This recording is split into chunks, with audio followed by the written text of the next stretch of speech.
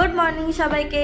আপনারা এখন দেখছেন সায়নিজ ডায়েরি। আশা করি আপনারা সবাই খুব ভালো আছেন, আর আমিও আগের থেকে একটু ভালো আছি। মাঝে মাঝে একটু শরীরটা খারাপ হচ্ছে, বাট ঠিক আছি।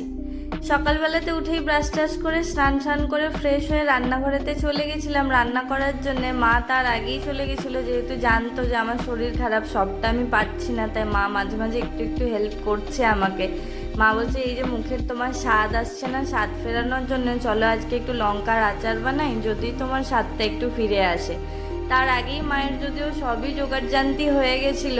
আদাটা প্রথমে তেলেতে দিয়ে দিয়েছিল, একটু বেশি করেই তেল দিয়েছিল, দিয়ে তারপরে আদাটা হালকা করে একটুখানি ব্রাউনিশ করে ভেজে নিয়েছিল, দিয়ে তারপরে যে কাঁচা লঙ্কাটা, বাড়িতে আমাদের এই কটাই কাঁচা লঙ্কা ছিল, সেই জন্যই এতটাই দিয়েছে।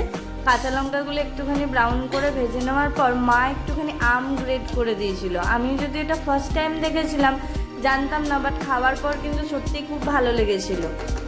আমটাকেও ওর সাথে একটুখানি ভালো করে নাড়াচাড়া করে নিচ্ছিল পুরো লঙ্কাটার সাথে পুরো জিনিসটাকে একটুখানি মিক্স করে নেওয়ার পর যা যা মশলা দেওয়া হয়েছিল সেই মশলাগুলো এবার দিয়ে নেব। এই মশলা পেস্টটার মধ্যে কি কি ছিল? আদা ছিল, রসুন ছিল, জিরে। আদা দিয়েছিল না? দাওনি? না, আদার মধ্যে ছিল না, ওর মধ্যে ছিল। আচ্ছা, রসুন ছিল, হ্যাঁ, জিরে ছিল, সরষে আর সরষে। আর এটা নুন দিলে? হ্যাঁ, নুন দিলাম। এবার ওই মশলার পেস্টটার সাথে ভালো করে একটুখানি ভাজা ভাজা করে নাড়াচাড়া করে নেওয়া হচ্ছিলো, যেন মশলাটাও একদম লঙ্কার ভেতর অবধি ভালোভাবে চলে যায় আর একদম সুন্দরভাবে মশলা টাইপের খেতে লাগে। চাইলে আপনারা একটুখানি লঙ্কার সাথে একটুখানি তেল মিশিয়েও শিশিতে রাখতে পারেন। আমরা তবে আর তেল ইউজ করিনি, যেহেতু আমার খুব শরীরটা খারাপ, সেই জন্য আর ইউজ করিনি আমরা তেলটা।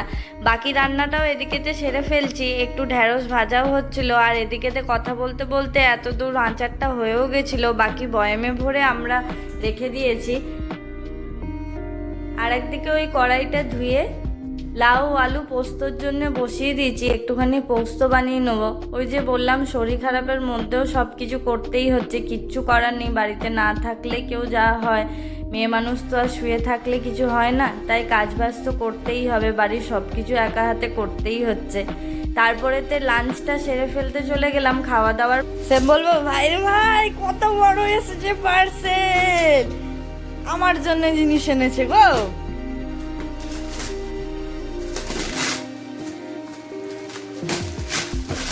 আমার জন্য এনেছো তো কিছু? কি কিনেছো?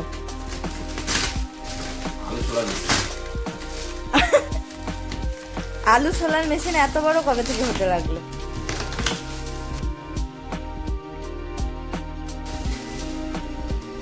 সেই কেমন জানি এসির বাক্সটা আছে মনে হচ্ছে এখানে। ও, আমার গরম লাগছে বলে আবার কিছু বলছে না গাইস। এত সাইলেন্টের কারণ কি? দাও, দর্শক শুনতে চাই জবাবটা। তুমি আমার জন্য কি নিয়েছো বলো।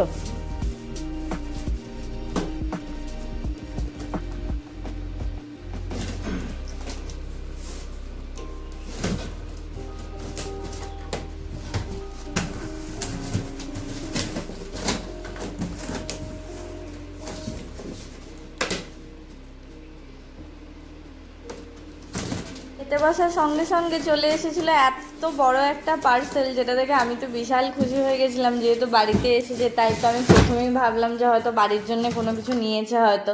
যাই হোক, তার কিছুক্ষণ পর জানতে পারলাম যে না, বাড়ির জন্য কোনো কিছুই নেয়নি, দোকানের জন্য নিয়েছে, শপের জন্য। আমাদের যেহেতু ড্রয়িংয়ের ওপর বেস করে ম্যাক্সিমাম কাজটা হয়, তো ড্রয়িং বোর্ড অর্ডার দিয়েছিল ওর। আর কি এমনিতে কাজ করতে খুব অসুবিধা হয়, সেই জন্য ড্রয়িং বোর্ড অর্ডার দিয়েছিল। সেই বোর্ডটা নিয়ে আমরা শপের উদ্দেশ্যে বেরিয়ে পড়লাম রেডি হয়ে।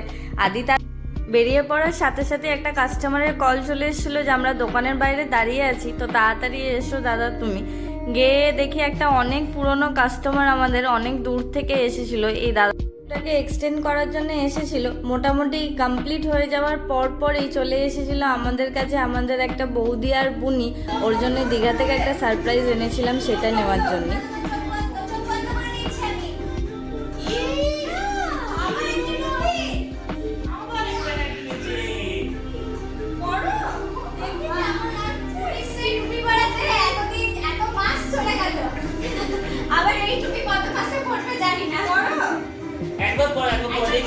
ছবি তুলবো, ছবি তুলবো।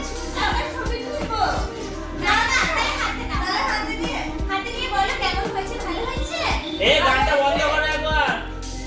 ও আসবে না। একবার গানটা বন্ধ করো ভাই। ভালো হয়েছে? কেমন হয়েছে বলে দাও। কেমন হয়েছে বলো? বাবা কি ভালো লেগেছে? বলে বাহ বলে দাও। হাসি দাও। ভালো লেগেছে? ভালো? ভালো? কেমন হয়েছে? ভালো ভালো। বাবাকে বাবারে ডাকতে দেখাতে গেছে। একটু টাইম পড়ে দিতাম, পড়ে দিতাম। টাইম পড়ে দিতাম।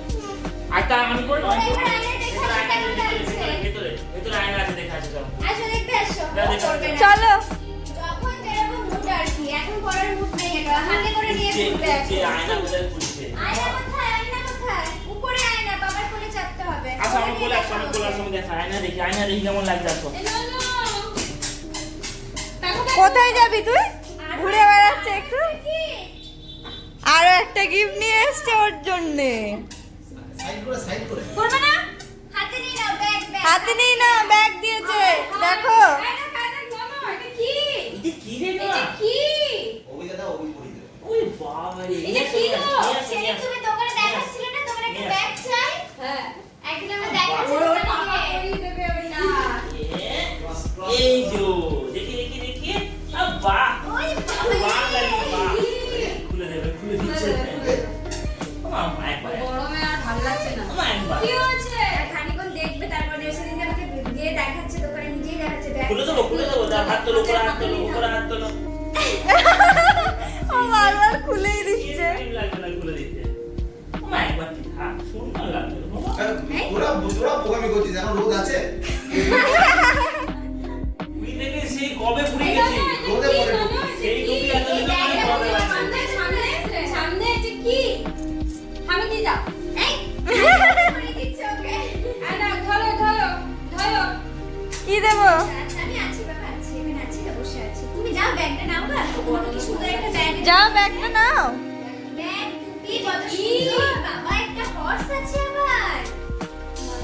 কি এটা? ওটা হর্স না, ওটা ইউনিকর্ন। বলে দে তো। কে এত ভালো ব্যাগ দেওয়া হলো, এত সুন্দর টেডি দেওয়া হলো, টুপি দেওয়া হলো, তারপরে ওর সেম ও চিকচিকিটাই নিয়ে ধরে আছে। ও যাবে না, ও চিকচিকি নিয়েই যাবে। আমরা যাচ্ছি বাইরে, প্রথমত আজকে ওরা- এনে এনে এনে চলো, এনে চলো, আমরা যাই, চলো। এনে চলো, তুমি যাবে, তুমি যাবে। এই কান্না, যা যা, চল চল নিয়ে চল, ওটাকে নিয়েই চল, চিকচিকি নিয়েই চল। ওই নাচটা নিয়ে যাবে। ও রাস্তাতেই করে দেবে। এইটাও নিয়ে যাবি ওইটাও ওটা রেখে দাও, ওটা রেখে দাও। চলো। রেখে দাও, ঢুকিয়ে রেখে দাও। লাগবে না কিছুতেই। চলো। এখন আমরা যাচ্ছি কিছু খাবার কিনবো বলে। প্ল্যান করে বেরোচ্ছি মোমো। এরপর এরা দেখি কি করে। মোমোই তো শেষ হচ্ছে। না, আমি চপ মুড়িও খাবো। আমিও সেম মোমো ফ্রেন্ড। অনেকদিন মোমো খাওয়া হয়নি, আজকে চলো সবাই মিলে মোমোই খেতে যাবো। কিছু বললে না? টাটা মামা টাটা।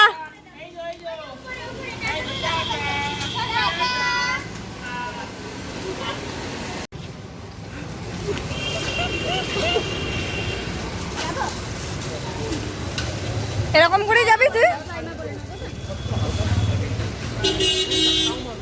এই গীতা, ছবি তোলা বন্ধ। তো ভিতরে আর যাচ্ছি না আমরা।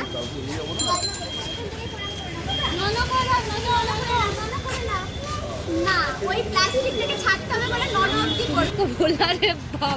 আমি শুনেছি শুনেছি। কোনটা নেবে না? পিঙ্কটা। হ্যাঁ, এটাও নিতে পারিস, এই কালারটাও নিতে পারিস, এইটাও এইটাও, এই কালারটা, এই কালারটা, হ্যাঁ ওইটাও নিতে পারিস।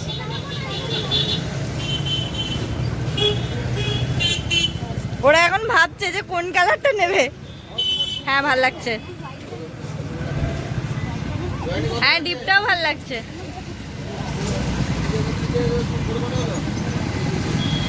ওর মাঝখান থেকে রোজ কিনে নিয়ে আর খাবার দাবার নিয়ে সব কিছু নিয়ে চলে গেছিলাম ডাইরেক্ট শপেতে রোজটা সারপ্রাইজলি বরকে দেবো বলে।